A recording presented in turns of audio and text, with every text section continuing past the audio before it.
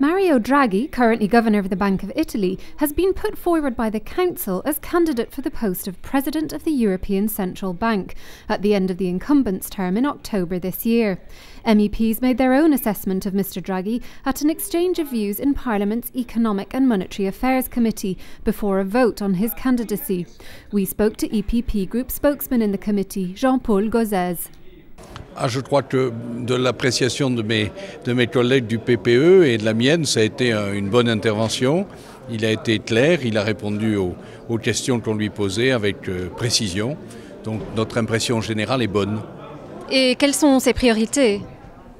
Je crois qu'il s'inscrit assez largement dans la ligne de Jean-Claude Trichet, la maîtrise de l'inflation, mais aussi la prise en compte des équilibres économiques généraux. Et je crois qu'il ne prévoit pas un grand changement dans la façon de conduire la BCE. Et est-ce la bonne manière de faire ? Quelles devraient être ses priorités ? Je crois que c'est la bonne manière de faire. Il y a lieu de s'en tenir au traité d'abord.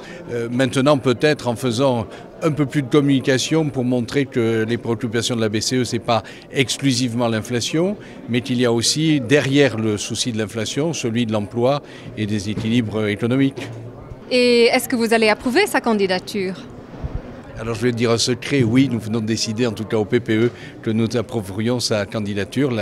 Les collègues que j'ai consultés ont marqué leur satisfaction sur la prestation qui a été fournie et sur la qualité de la personne qui a à la fois une grande expérience et une bonne maîtrise des questions financières. Est-il habituel que les candidats à ce poste soient entendus devant le Parlement ? Oui, c'est la procédure normale. C'est-à-dire que le Parlement entend le candidat choisi par le Conseil et donne un avis sur cette désignation. Voilà, l'avis sera positif. Quelle est l'influence du vote au Parlement sur sa candidature ?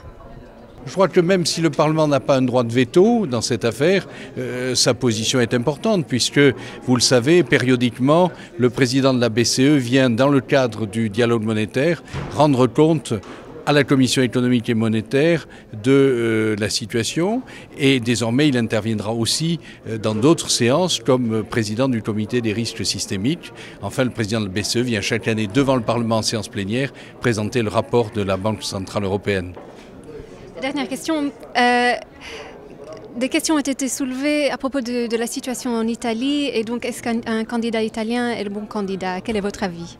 Je crois que le candidat est un bon candidat. La question de la nationalité n'est pas essentielle. C'est vrai qu'il pouvait y avoir au départ des réticences de certains pays parce que l'Italie n'apparaissait pas dans l'histoire comme championne de la rigueur financière. Mais je crois que les qualités de M. Draghi ont gommé toute question sur ce point.